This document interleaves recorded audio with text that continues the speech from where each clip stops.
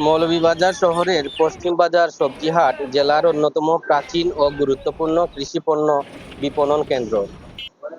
স্থানীয় ইতিহাস অনুযায়ী 1771 সালে মৌলভী সৈয়দ কুদরতুল্লাহ মনু নদীর তীরে একটি বাজার প্রতিষ্ঠা করেন। সেই বাজারকে ঘিরেই বর্তমান মৌলভীবাজার শহরের বিকাশ ঘটে। পরবর্তীতে এই বাজারের পশ্চিম অংশে গড়ে ওঠে পশ্চিম বাজার, যা ধীরে ধীরে সবজি ও নিত্য প্রয়োজনীয় কৃষি পণ্যের প্রধান বাণিজ্য কেন্দ্র হিসেবে পরিণত হয়। পশ্চিম বাজারের বেরিরপাড় এলাকায় বর্তমানে ভোরবেলা জমজমাট সবজির আড়ত বসে।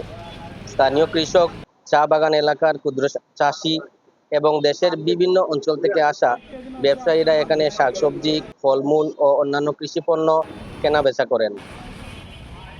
ভোর থেকে সকাল পর্যন্ত কয়েক ঘন্টার মধ্যেই লাখ টাকার লেনদেন সম্পন্ন হয়। এই হাট শুধু মৌলভীবাজার শহরের চাহিদা পূরণ করে না, জেলার বিভিন্ন উপজেলা এবং আশপাশের এলাকার খুচরা বিক্রেতারাও এখান থেকে পণ্য সংগ্রহ করেন। ফলে পশ্চিম বাজার সবজি হাট দীর্ঘদিন ধরে জেলার কৃষি অর্থনীতির একটি গুরুত্বপূর্ণ কেন্দ্র হিসেবে ভূমিকা পালন করে আসছে।